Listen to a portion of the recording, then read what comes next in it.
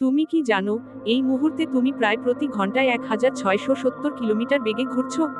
হ্যাঁ, ঠিকই শুনেছ, পৃথিবী ঘুরছে অবিরাম নিজের অক্ষের চারপাশে, আর আমরা সেই সঙ্গে ঘুরে চলেছি। তবুও কেন আমরা কিছুই টের পাই না? ভেবে দেখো, যদি পৃথিবী এত দ্রুত ঘুরে, তাহলে আমাদের কেন মাথা ঘোরে না? কেন গাছ, ঘর বা সমুদ্রের পানি আকাশে ছিটকে পড়ে না? এর উত্তর লুকিয়ে আছে গতি ও অভিকর্ষের নিখুঁত ভারসাম্যে।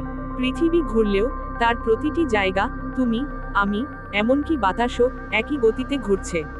তাই আমরা আপেক্ষিকভাবে স্থির অনুভব করি। এটা অনেকটা ট্রেনে বসে থাকা অবস্থার মতো, ট্রেন চলছে, কিন্তু তুমি ট্রেনের ভেতরে স্থির অনুভব করছো, তাই না? বিজ্ঞানীরা বলেন, যদি পৃথিবী হঠাৎ থেমে যায়, তাহলে আমরা কয়েক সেকেন্ডেই হাজার মাইল ছিটকে যেতাম আকাশে। তাই ভাবো, এই নড়াচড়াহীন অনুভূতির আড়ালে লুকিয়ে আছে এক অবিশ্বাস্য গতি, এক গভীর রহস্য। আমরা স্থির নই, বরং আমরা সবাই একসঙ্গে উড়ে চলেছি মহাকাশের অনন্ত পথে, পৃথিবীর সঙ্গে, জীবনের সঙ্গে।